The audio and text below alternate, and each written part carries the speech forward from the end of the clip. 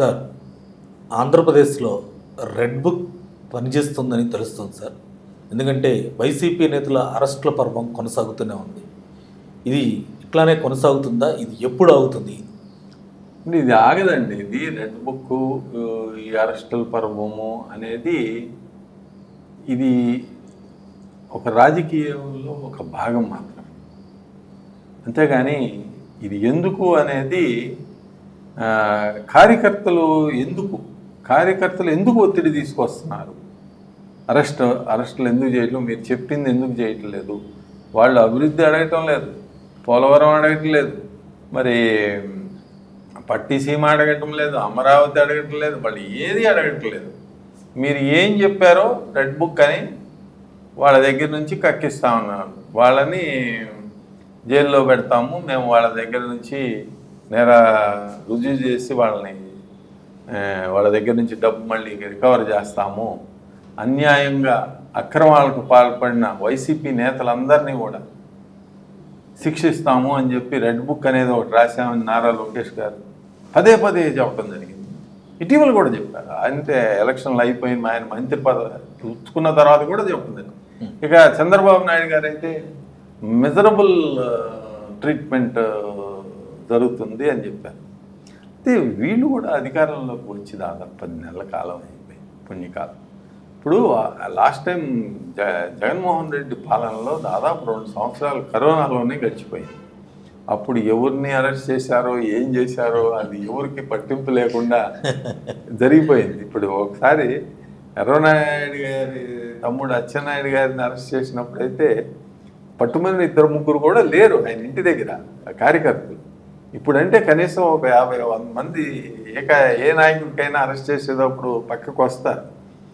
కొల్లు రవీంద్ర అధికారంలో ఉన్నారు, అధికారంలో లేకపోయినా ఉంటారు. ఇప్పుడు వైసీపీ వాళ్ళని అరెస్ట్ చేసినప్పుడు కూడా చాలామంది ప్రజలు అక్కడ కుంగుడుతూ ఉంటారు. ఎందుకంటే కరోనా లాంటి విపత్తు లేదు కాబట్టి. అప్పుడు కరోనాలో అరెస్ట్ చేశారు కాబట్టి అది తెలిసేది కాదు. అంటే ఏదో సెల్ ఫోన్లో చేసిన వీడియోలని క్యాప్చర్ చేసుకొని అవే టీవీల్లో రౌండ్ చేసి అవే తిప్పుతా చూపించారు అప్పుడు జరిగిన కాలం. ఇవన్నీ ఎట్లా ఉంటాయంటేనండి, ఒక ఇన్సిడెంట్ జరుగుతుంది.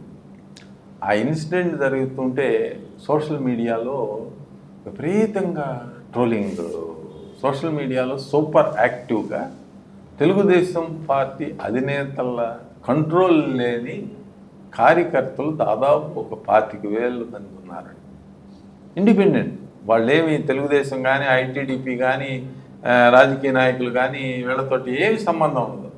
వాళ్ళకల్లా మీరు చెప్పారు, మీరు ఇది చేయండి. వాళ్ళకి కావాల్సిందల్లా వైసీపీలో ఎవరైతే అధికారాన్ని అడ్డు పెట్టుకుని విచ్చలవిడిగా ఎవరిని మాట్లాడారు, వాళ్ళని మాట్లాడిన వాళ్ళని కాదు, చంద్రబాబు నాయుడు గారిని కుటుంబాన్ని, చంద్రబాబు నాయుడు గారిని, నారా లోకేష్ గారిని, వీళ్ళని తిట్టిన వాళ్ళని శిక్షించండి అని అంటున్నారు. అక్రమాలు చేసిన వాళ్ళని శిక్షించండి అని అంటున్నారు. హత్యలు, అరాచకాలు, దళితుల మీద అత్యాచారాలు ఇలాంటివి చేసిన వాళ్ళని శిక్షించండి అని అడుగుతున్నారు. న్యాయం, చట్టం ముందుకు తీసుకురండి. న్యాయమే కదా, వాళ్ళ వాదన న్యాయమే కదా. మీరు అక్రమాలకు పాల్పడకండి. మీరు అక్రమాలకు పాల్పడితే మేము క్వశ్చన్ చేస్తాం. మీరైనా సరే ఇక్కడ తెలుగుదేశం పార్టీని సమర్థించే సోషల్ మీడియా మరి బ్లాగర్స్ ఉన్నారు, 5-6 మీకు ప్రముఖంగా ఆ నీతి, ఈ బద్దలు అట్లా పెట్టుకుని వాళ్ళు కూడా చెప్తుంటారు కొన్ని. ఇప్పుడు ఏమైపోయిందంటే వాళ్ళందరినీ కూడా క్రమేపీ స్లోగా తెలుగుదేశం పార్టీ తన సొంత మీడియాలాగా వాళ్ళు ఏది చెప్తే వీళ్ళు అదే చెప్పాలి. అంటే వీళ్ళు ఎలా ట్విస్ట్ చేసి అటు చేసి ఇటు చేసి తెలుగుదేశం పార్టీ లైన్ ఏదైతే ఉందో అదే చెప్పడం మొదలుపెట్టారు. అంటే తెలుగుదేశం పార్టీ ఒక తప్పు చేస్తుందండి, ఆ తప్పుని తప్పు అని సమర్థవంతంగా చెప్పలేకపోతున్నారు. ఇప్పుడు ఫైబర్ గ్రిడ్ కేసులో నిందితుడిగా ఉన్న గౌరీశంకర్ అనే వ్యక్తి జగన్మోహన్ రెడ్డి హయాంలో కీలకమైన పదవిని సంపాదించిన వ్యక్తి, మరి గత ముఖ్యమంత్రి మీద, లోకేష్ గారి మీద తీవ్రమైన అవినీతి ఆరోపణలు చేసిన వ్యక్తి ప్రభుత్వం మారగానే ఏ విధంగా కలవగలిగాడు, ఎవరితో కలిశాడు, కేశినేని నాని నానితో కలవలేదు కదా, కేసినేని చిన్ని గారితో కలిసి యార్లగడ్డ రామ్ గారితో కలిసి లోకేష్ కలవటం జరిగింది. మీరు ఆ ఫోటోలు అవన్నీ మీరు చూసే ఉంటారు కదా. మరి సిస్కో తోటి మరి ఆంధ్రప్రదేశ్ ప్రభుత్వానికి నారా చంద్రబాబు నాయుడు గారు 2015లోనే ఫైబర్ గ్రిడ్ సమయంలో ఒప్పందం జరిగింది. ఇప్పుడు కొత్తగా మళ్ళీ సిస్కో ప్రతినిధులను వర్రారాఘవరెడ్డి ద్వారా లోకల్ రీజనల్ మేనేజర్ అని చెప్పి భోజనాల కార్యక్రమం, చాలా సమయం గడపటం అనేది కార్యక్రమం ఎలా జరిగింది. ఈ వర్రారాఘవరెడ్డి అనేది రాష్ట్రం అంతా కూడా చిన్న కార్యకర్తకు కూడా తెలుసు. ఎవరు మరి నారా లోకేష్ గారి పేషీ గురించి కానీ, నారా లోకేష్ గారి గురించి కానీ ప్రశ్నించిన వాళ్ళని, అంటే ప్రశ్నించినా కానీ వీళ్ళు ఏదో సుత్తి సన్నాయి తగినట్టుగా ప్రశ్నించారు, అది వెంటనే మార్చేశారు.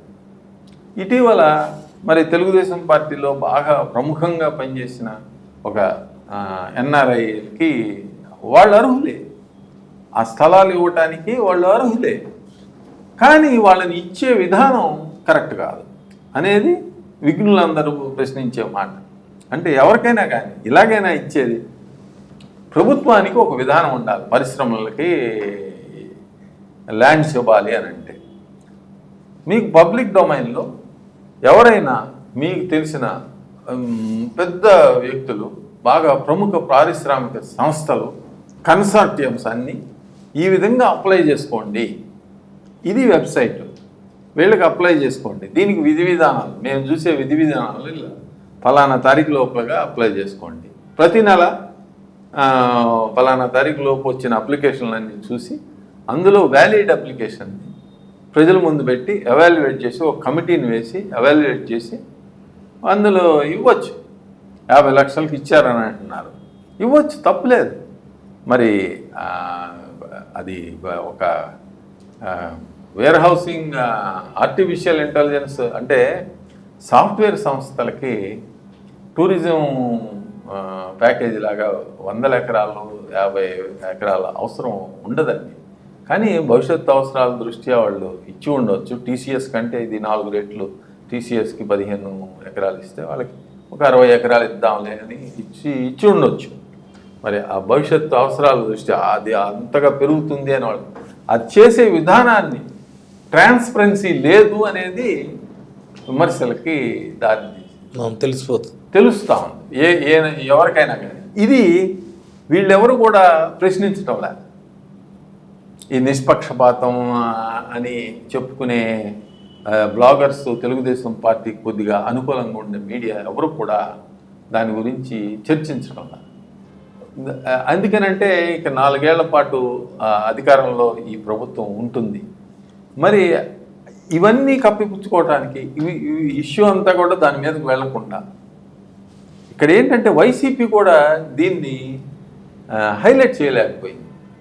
సెకీతోటి ఒప్పందం, నల్లమోతు చక్రవర్తి గారు, మరి నిన్న మరి ఫార్మర్ ఏబీవీ వెంకటేశ్వరరావు గారు వాళ్ళంతా కూడా ఒక మీటింగ్ పెట్టుకొని వాళ్ళు కూడా సెకీతో ఒప్పందం ఎలా జరిగింది అని దాని మీద మాట్లాడటం జరిగింది.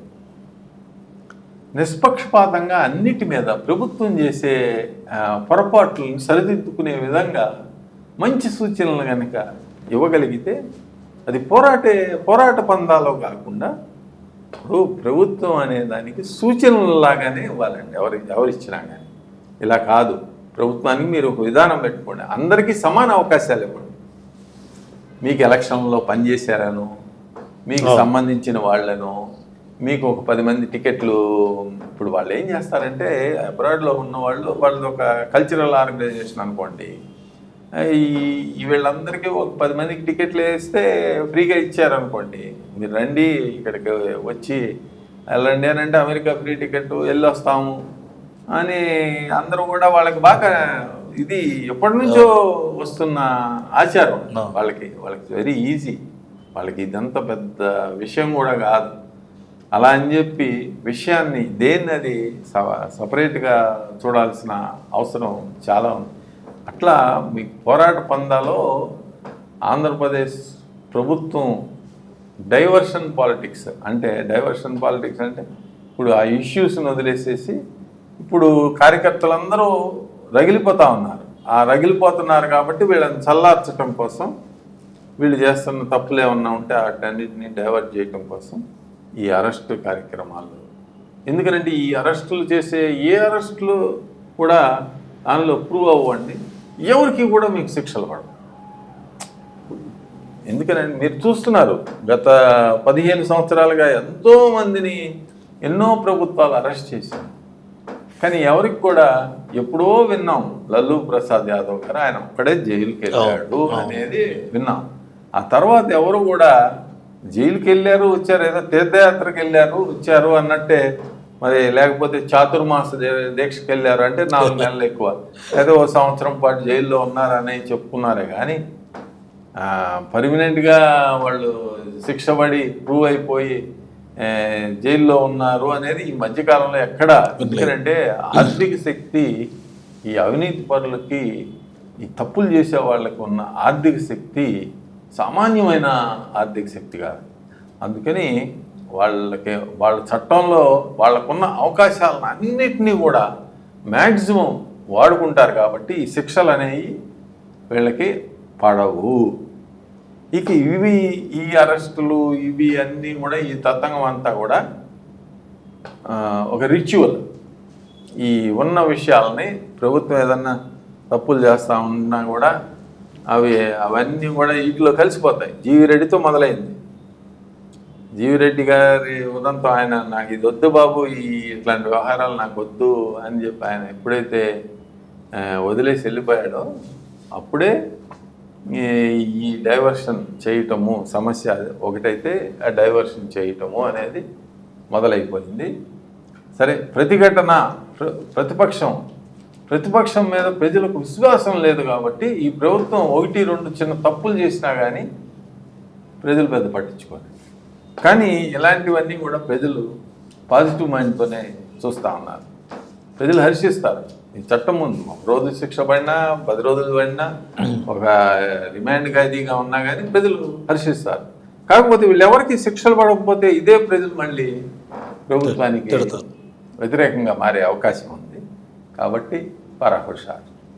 మరిన్ని అప్డేట్స్ కోసం మా కాయ్ టీవీని సబ్స్క్రైబ్ చేసుకోండి. మా వీడియో కనుక మీకు నచ్చినట్లయితే లైక్ చేయండి, షేర్ చేయండి. మీ విలువైన అభిప్రాయాలను కామెంట్ బాక్స్లో తెలియజేయండి.